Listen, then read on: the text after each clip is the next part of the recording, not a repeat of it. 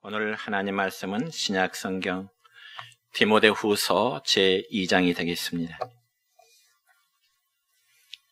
디모데후서 제2장 3절과 4절의 말씀입니다. 말씀을 제가 봉독에 올립니다. 너는 그리스도 예수의 좋은 병사로 나와 함께 고난을 받으라. 병사로 복무하는 자는 자기 생활에 얽매이는 자가 하나도 없나니 이는 병사로 모집한 자를 기쁘게 하려 함이라. 아멘. 사랑과 축복의 메시지 나눕니다. 사랑과 축복합니다. 사랑과 축복합니다. 네, 감사합니다. 오늘 또 하나님께 예배드리는 성도 여러분에게 우리 하나님의 은혜와 복이 함께 하시기를 축원합니다. 여러분, 사람이라면 어느 누구나 자기의 정체성을 확실히 드러낼 줄 알아야 합니다. 저는 여러분이 아시는 바대로 2주 전에 베트남 여행을 다녀오면서 거기 가이드를 통해서 베트남 전쟁사에 대한 그러한 이야기를 전해들었습니다. 한때 우리나라에서도 올남전에 많은 군인들을 파병했지요. 물론 그 중에는 전투부대와 그리고 공병부대, 그리고 의무부대 등 다양한 부대를 파병시켰습니다. 그런데 당시 올남전에서는 우리나라 파병 군인들로부터 양민이 학살을 당했다는 그런 주장들이 있었습니다. 그러면 과연 그런 주장들이 거짓일까요? 아니요. 진실이었습니다. 특별히 올남전 초대 한국군 사령관은 최명신 장군이었는데 그가 남긴 유명한 말이 있습니다. 그게 무엇인가 하니 100명의 베트콩을 놓치더라도 한 명의 양민을 보호하라고 하는 그러한 명언이었습니다. 그런데 어떻게 한국군이 양민을 학살했다는 말이 나왔을까요? 그것은 바로 일부 올남 사람들의 이중 정체성 때문이었습니다. 다시 말씀드리면 낮에는 한국군에게 우호적이었던 사람들이, 그리고 밤에는 올맹군, 즉 베트콩 군인들에게 한국군의 위치 정보를 제공함으로 인해서 한국군의 많은 인명피해가 있었던 것입니다. 그래서 어떤 경우에는 양민들을 학살할 수밖에 없었던 그러한 일들이 실제로 있었다고 하는 것입니다.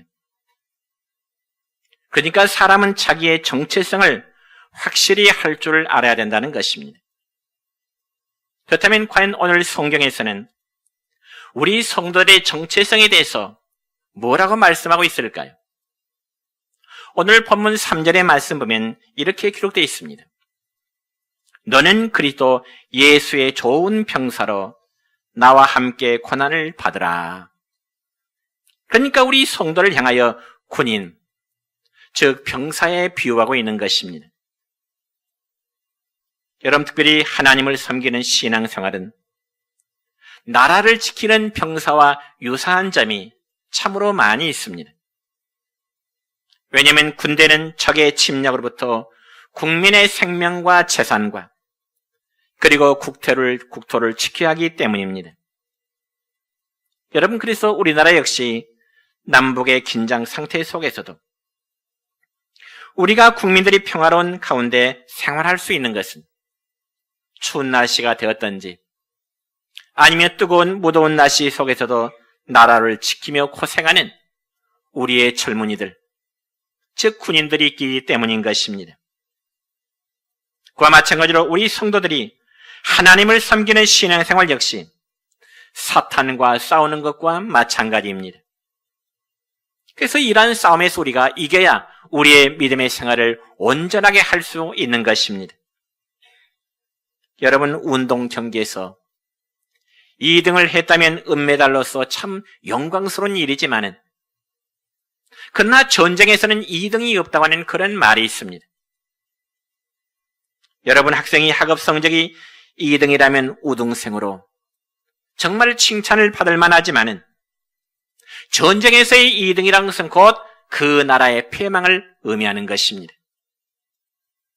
그래서 전쟁에서 패망이 될 때 국토와 자유와 그리고 국민의 모든 자유를 빼앗기게 되고요. 결국 노예의 신세가 될 수밖에 없는 것입니다. 그러므로 영적인 전쟁이 되었든지 신앙생활의 전쟁이 되었든지 전쟁에는 반드시 이겨야만 되는 것입니다. 그래서 우리는 구원받은 하나님의 자녀들로서 하나님의 교회를 세워가는 거룩한 공동체이지만은 그러나 사탄은 하나님의 영광을 짓밟고자 끊임없이 믿음의 성도들을 미혹하고 있는 것입니다. 그러므로 우리는 악한 영들과 싸워야만 하는 예수 그리스도의 병사들인 것입니다. 왜냐하면 악한 영들과 싸움에서 패배하게 되면 사탄의 노예가 되고요. 그리고 하나님의 영광은 짓밟힐 수밖에 없게 되는 것입니다.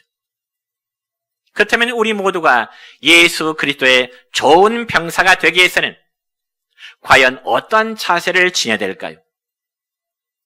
첫째로 예수님의 좋은 군사는 자기 생활에 얽매이지 않아야 되는 것입니다. 오늘 본문 말씀 4절의 말씀을 같이 읽습니다. 병사로 복무하는 자는 자기 생활에 얽매이는 자가 하나도 없나니 이는 병사로 모집한 자를 기쁘게 하려 함이라. 아멘. 여러분, 이 말씀처럼 병사 즉 군인의 특성은 자기 개인 생활에 얽매이지 않는다는 점입니다. 여러분, 입영 영장을 받고 머리를 깎고 입대하는 젊은 청년들을 한번 생각해 보시기 바랍니다. 사랑하는 부모, 그리고 사랑하는 형제, 그리고 친구들을 뒤라고 눈물을 삼키며 머리를 깎고 군에 입대하게 됩니다. 저는 지금도 기억하기를, 제가 군에 입대할 때 저희 아버지는 중병으로 누워 계신 상태였습니다.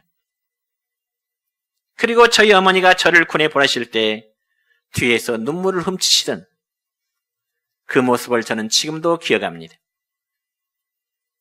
근데 저 역시도 두 아들을 군 부대 안까지 데려다주고 나오면서 눈물을 훔치기도 했습니다.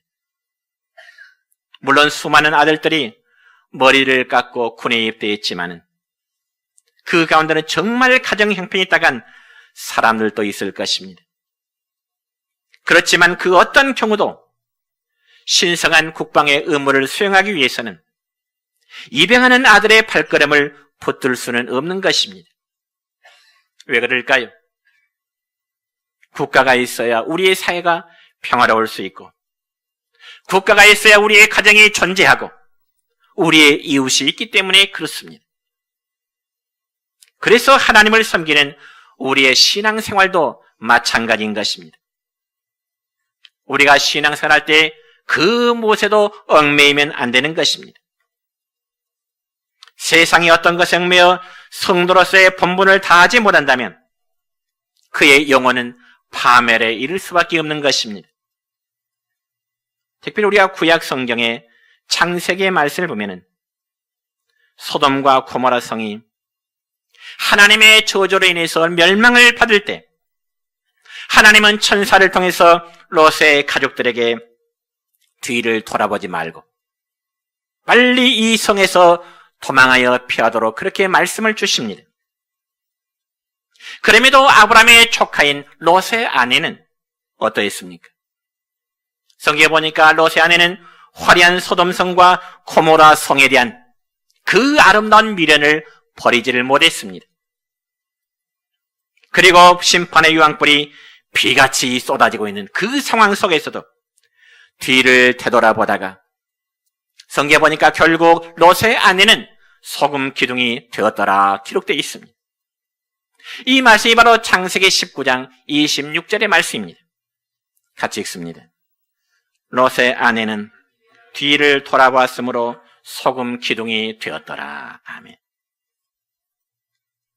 여러분, 지금도 저 이집트의 사해바다 바로 옆에 보면은 롯의 아내가 소금 기둥이 되었다고 전해지는 그 소금산이 있습니다. 여러분이 사진을 보는 저들입니다.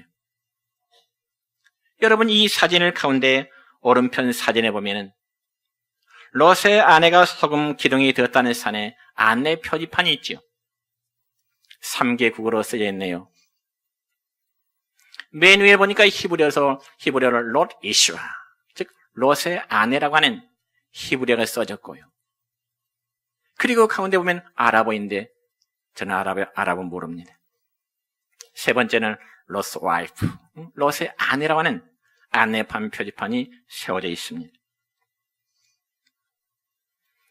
그러니 생생한 역사적인 사건이지요. 여러분, 이와 유사한 사건들은 성경에 또 있는데요.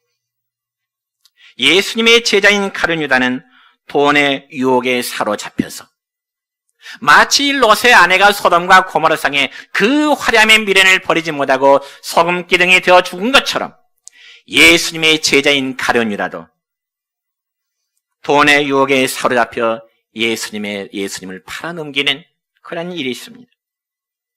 그렇다면 과연 가룟 유다가 예수님을 팔아넘긴 그 돈을 잘 썼을까요? 아니요. 성경에 보니까 가룟 유다는 예수님을 팔아넘긴 그 돈 한 푼도 쓰지 못하고 오히려 스스로 자살하여 목숨을 끊게 되는 그런 결과를 맞게 됩니다. 또한 이스라엘의 사사였던 괴력의 소유자라면 역시 삼손이라는 사람을 들 수 있습니다. 여러분, 이 삼손은 미모 여인 들릴라의 유혹을 뿌리치지 못하다가 결국 블레셋 군대들에게 붙잡혀 양눈이 뽑혔고 처참한 최후를 맞게 된 것입니다. 그러므로 오늘 성경에서 말씀하기를 평사로 복무하는 자는 자기 생활에 얽매이는 자가 하나도 없다. 그러면서 평사로 모집한 자를 기쁘게 하려 함이라고 말씀하고 있습니다. 사랑하는 성도 여러분이여, 군복무하는 병사처럼 하나님의 교회를 섬기는 성도들이 사사로운 것에 얽매이면 하나님을 기쁘게 할 수가 없는 것입니다. 사실 우리가 교회라는 공동체 안에서 믿음의 생활을 함께 하다 보면 얼마나 사사로운 문제 때문에 서로의 다툼과 서로의 의견 충돌이 나타납니까? 우리가 사사로운 것에 얽매이면 결코 은혜로운 믿음의 생활, 또 하나님을 기쁘시게 해드릴 수가 없는 것입니다. 여러분, 예를 들어서 군복무를 하는 병사가 자기 집의 어려운 사정 때문에 무단 이탈할 수 있을까요? 만약 군복무 중에 무단 이탈한다면 그는 탈영범으로 군법에 회부되게 됩니다. 어떤 경우도 병사는 자기의 사사로운 생활에 얽매여서는 안 되고 오직 자기를 부른 국가에 충성할 뿐입니다. 그게 바로 병사의 자세입니다. 군인의 자세예요. 그와 마찬가지로 예수 믿는 우리 그리스도인들도 하나님의 청지기로서 마땅히 해야 될 일을 이런저런 일의 핑계로 게을리해서는 안 되는 것입니다. 여러분, 특별히 일반인들이 생각할 때 성직자라 그러면은 아마 목사나 신부를 생각하게 됩니다. 물론 목사나 신부의 직분이 성직자이지만은 엄밀한 의미에서 보자면은 교회 안에서 하나님의 일을 도맡아 섬기는 모든 직분자는 하나님의 성직자들인 것입니다. 물론 그 직분이 목사가 되었든 장로가 되었든 아니 집사가 되었든 교사가 되었든 모두가 다 거룩한 하나님의 성직인 것입니다. 왜냐하면 그런 모든 직분들은 다 하나님을 위한 거룩한 직분이기 때문에 그렇습니다. 여러분, 구약 성경에 보면은 이스라엘의 12지파 가운데 특별히 하나님께서는 레위 지파를 선택하셨습니다. 그래서 레위 지파들로 하여금 하나님을 시중드는 그러한 직분을 맡기셨는데 그 직분은 너무나 고귀한 직분이었습니다. 왜냐하면 레위랭에는 제사장이라는 중요한 제사의 직무가 있었기 때문에 그렇습니다.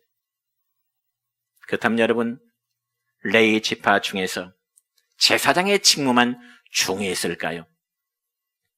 그렇지 않습니다. 여러분 제사의식을 행하는데 여러 가지를 준비하고 그리고 나머지 정리하는 직무 역시 아무나 할 수 있는 게 아니고요. 오로지 레위 지파에 속한 그 자손들만이 하나님의 거룩한 성소를 성막을 섬기는 직무를 수행했던 것입니다. 그렇기 때문에 그 직무 역시 성직을 행하는 것이라고 말할 수 있는 것입니다. 그와 마찬가지로 오늘 우리의 교회 안에서도 마찬가지입니다. 여러분 성직이란 글자 그대로 거룩한 직분인데 제가 목사로서 이 직무를 수행하는 것이나 혹은 여러분이 집사나 혹은 성가대원이나 기타 여러 직분을 섬긴 것이 다 하나님 앞에서는 동일한 것입니다. 그럼 우리는 이런 일을 수행하고자 함에 있어서 자기 생활의 얽매임 때문에 하지 못하겠다는 것은 거룩한 직분에 대한 불충의 자세인 것입니다. 여러분 군복무하는 병사가 자기 취미생활 다 하면서 군생활 할 수 있을까요? 그럴 수 없습니다. 병사의 주 임무는 국가의 부름을 받았기 때문에 국가 안보에 최선을 다하듯이 우리가 예수님의 병사로 하나님의 부름을 받았다면 당연히 하나님이 우리를 부르신 그 부름에 합당한 섬김의 삶으로 살아가야 되는 것입니다. 더욱이 교회 직분자는 더욱더 그렇습니다. 그런데 바빠서 교회 일에 관심이 없어서 못한다고요? 아니면 이유 없이 하기 싫다고요? 그러면서 어떻게 권리 주장을 할 수 있겠습니까? 여러분 사회에서도 자신의 의무를 수행하지 않는 사람은 절대로 자신의 권리를 주장할 수 없는 것입니다. 교회도 마찬가지입니다.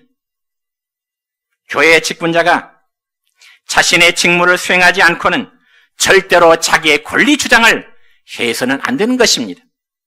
할 수도 없고요.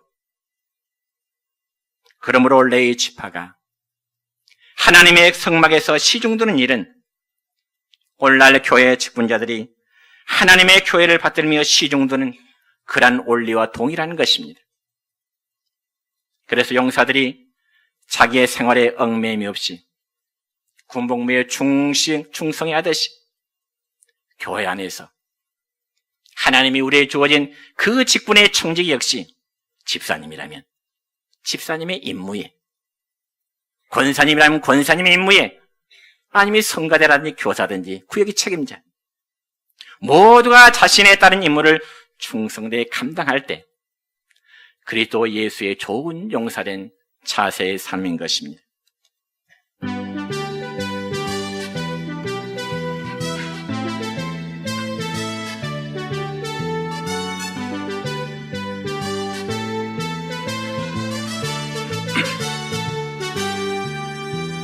사람을 보며 세상을 볼 땐 만족함이 없었네. 나의 하나님 그분을 뵐 땐 나는 만족하였네. 저기 빛나는 태양을 보라, 또 저기 서 있는 산을 보아라. 천지 지으신 우리 여호와 나를 사랑하시니 나의 하나님 한 분만으로 나는 만족하겠네. 사람을 보며 세상을 볼 땐 만족함이 없었네. 나의 하나님 그분을 뵐 땐 나는 만족하였네. 동남풍아 불어라, 서북풍아 불어라. 가시밭에 백합아 예수 향기 날리니 할렐루야 아멘. 가시밭에 백합아 예수 향기 날리니 할렐루야 아멘. 할렐루야 아멘. 두 번째로 예수의 좋은 병사는 늘 명령에 복종하게 됩니다. 여러분, 군대의 가장 엄한 규율은 지휘관의 명령에 대한 절대 복종하는 것입니다. 그럼에도 병사들이 만일 지휘관의 명령에 불복하게 된다면 그 사람은 당연히 군법에 따라서 벌을 받게 될 것입니다. 더군다나 전시 상황에 지휘관의 명령에 불복하게 되면 사형까지라도 당하게 되는 것입니다. 그렇다면 십자가의 병사인 예수 그리스도의 병사인 하나님의 자녀들도 우리의 지휘관신 예수 그리스도의 명령에 절대 복종해야 되는 그런 각오가 우리에게 있어야 되는 것입니다. 그래서 구약성경 신명기 30장 20절의 말씀을 보니까 이렇게 기록됩니다. 시작. 내 하나님 여호와를 사랑하고 그의 말씀을 청종하며 또 그를 의지하라. 그는 내 생명이시요 내 장수시니. 아멘.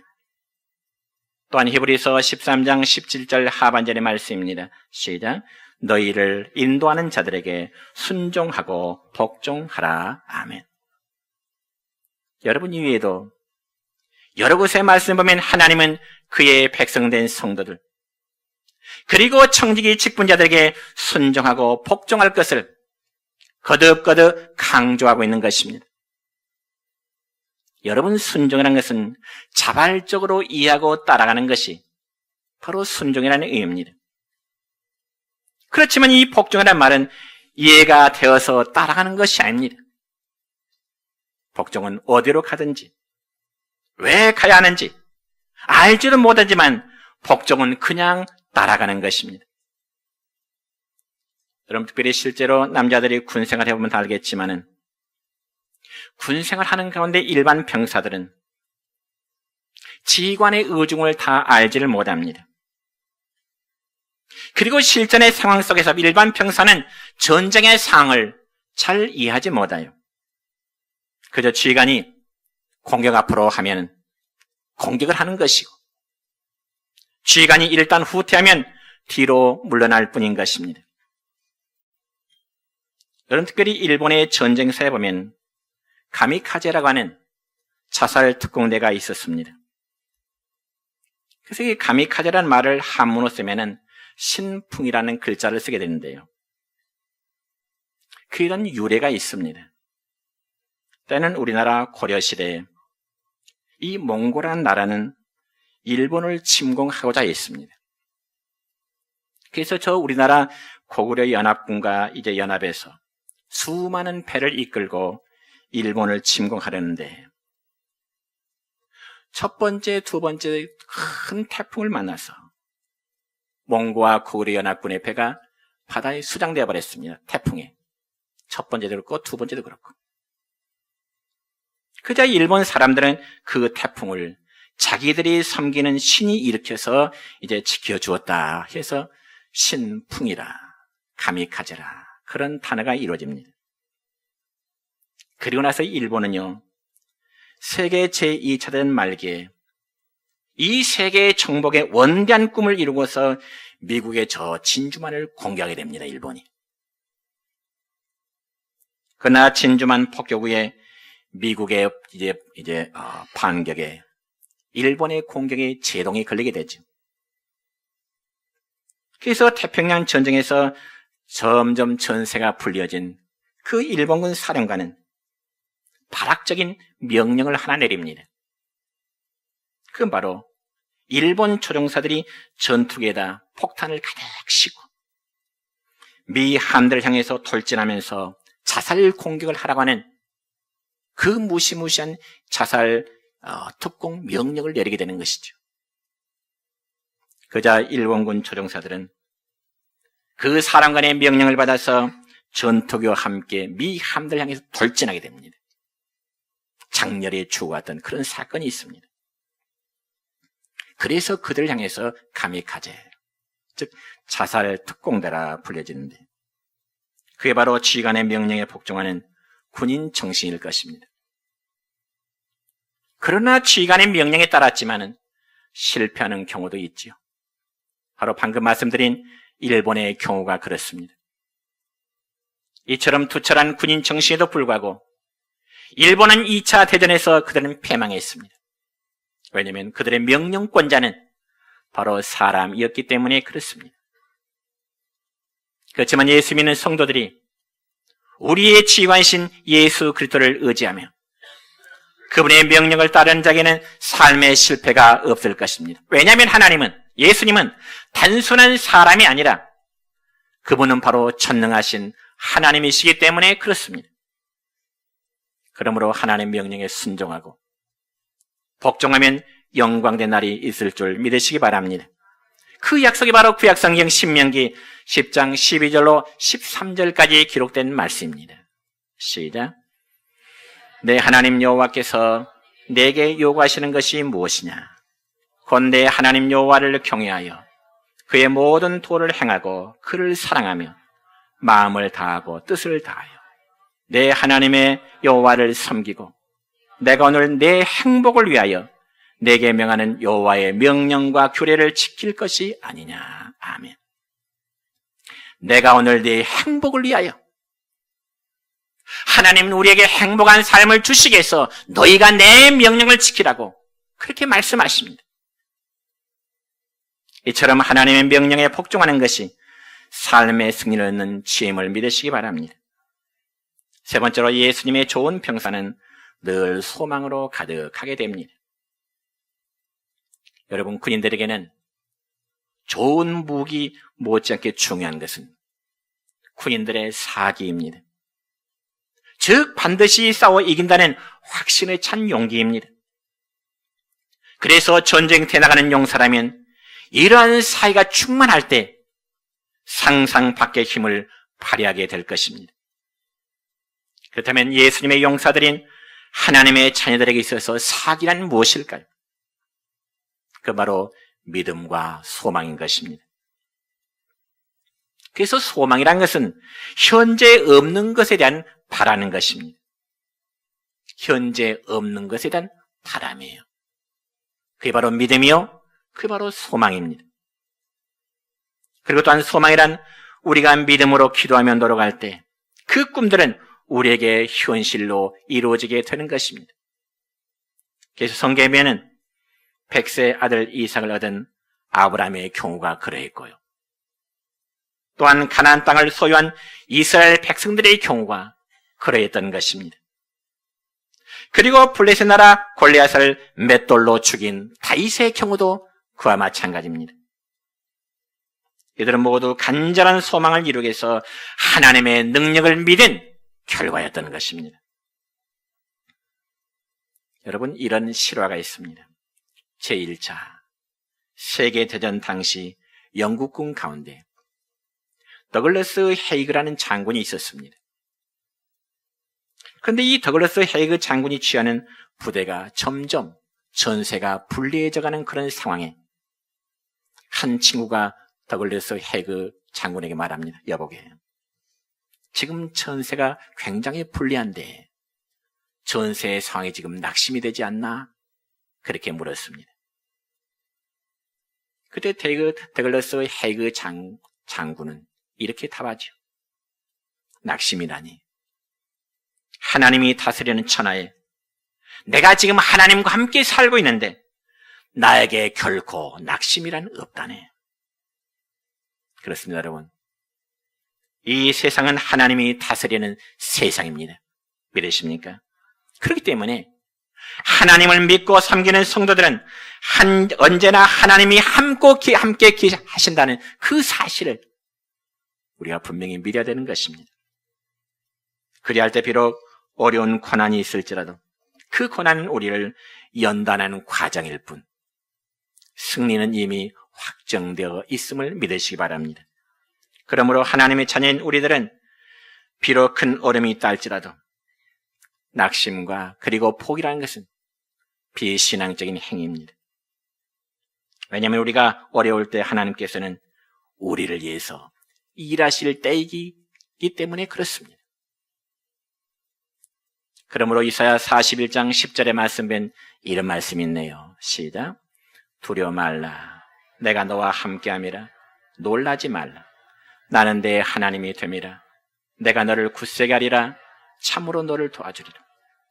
참으로 나의 의로운 오른손으로 너를 붙들리라. 아멘. 여러분, 하나님의 자녀요, 그리고 청지기 드린 우리들은 단 한순간이라도 아름다운 소망과 하나님이 나와 함께 하시다는 그 믿음 잃지 마시길 바랍니다. 그렇다면 마지막으로 그리스도 예수의 용사된 성도들의 마지막은, 우리의 마지막은 어떠해야 될까요? 여러분, 용사는 죽어서 이제 말한다는 말이 있습니다. 용사는 죽어서 말한다. 설교 소두에 말씀드렸던 월남 파병 이제 초대 사령관이었던 최명신 장군은 2013년 11월 25일에 별세했습니다. 그는 참 신실한 기독교 신자였습니다. 그런데 그분은 월남전 전쟁 영웅으로 불리우지만은 그분이 죽기 전에 남긴 유언이 있습니다. 그건 다름이 아니라 자신이 죽거든 절대로 장군 묘역에 자신의 시신을 안장하지 말고 일반 사병 묘역에 함께 안장시켜달라고 하는 그 유언을 남겼습니다. 보통 장군이 이제 세상을 떠나면 장군 묘역에 안장하지만 그분은 철저히 거절했죠.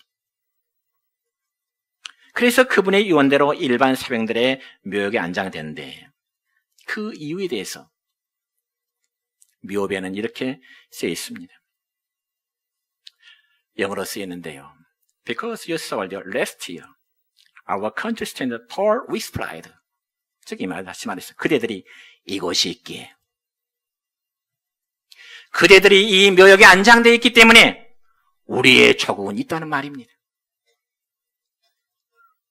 예수님의 용사된 성도 여러분이요, 여러분이 이곳에 계시기 때문에 우리의 내정교회는 더욱 굳건하게 세워질 것입니다. 그리고 우리 후대까지 우리의 내정교회는 존속하게 될 것입니다. 이제 말씀했습니다. 그리스도 예수의 좋은 병사는 사사로운 생각이라든지 생활에 얽매이지 않습니다. 그리고 예수 그리스도의 좋은 병사는 그리스도의 명령에 절대 복종하며 살아야 됩니다. 예수 그리스도의 좋은 병사는 어떤 경우라도 낙심하지 않냐고 삶의 믿음으로 소망을 굳게 붙잡게 됩니다. 이러한 믿음의 자세를 가지고 주님의 몸된 교회를 충성되이 잘 섬겨나가는, 함께 세워나가는 우리 내정교회 성도 여러분 되시기를 주님의 이름으로 축원합니다.